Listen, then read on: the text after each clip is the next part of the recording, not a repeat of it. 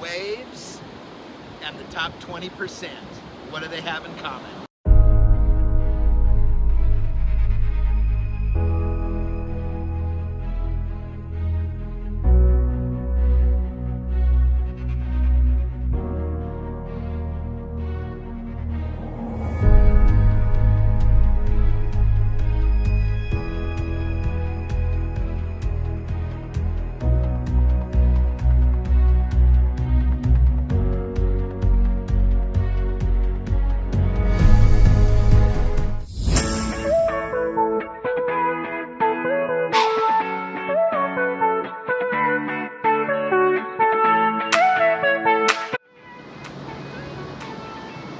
What the 80-20 principle is, and what do the waves have to do with the 80-20 principle?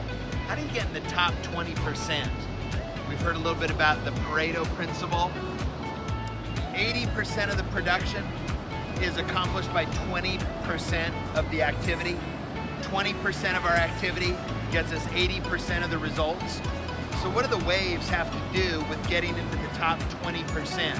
If we're in an organization and there's 100 people, how do we get into the top 20?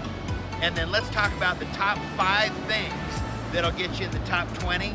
And then if you're really daring to get in the top 20% of the 20%. So what do these things have in common? When you look at the waves, what do the waves have in common with the top 20%? They're not all big waves. They all don't come at the same time. Some come in the rain, some come in the sun, but what do? They keep coming no matter what. The top 20% have in common with waves. Whether it's sunny or rainy, whether it's cloudy, overcast, the waves just keep coming in. The top 20% keep coming in. Sometimes they roll in and they're small. Sometimes they roll in and they're big. They just keep rolling in. You can get mad at them. You can throw things at it. You can yell at it, but those waves just keep on coming. Let's go over the top 5 keys to get us into the 20%. Key number 1 is set big, ambitious goals. Every single person who gets in the top 20% has big, ambitious goals. If you ask them, they'll tell you. They're not afraid of not hitting them, they're afraid of not setting them. Key number 2 to getting in the top 20% and the top 20%, which is the top 4%, and that is energy timing. One of the things that I messed up on early on is I wouldn't have my energy timed correctly. I would have peak parts of my day where I was doing unimportant things. I was putting together things that didn't matter. It didn't help me get in the top 20%. One of the keys is energy timing. Do I know how to spend my energy getting the top 20% of the things done that I need to on any given day? Key number 3 of getting into the top 20%. Running mate, a partner, somebody that you can go tag team with in your daily pursuit of those big ambitious goals. Everybody who's in the top 20% all has a running partner, someone they can check in on, check in with, bounce ideas off of.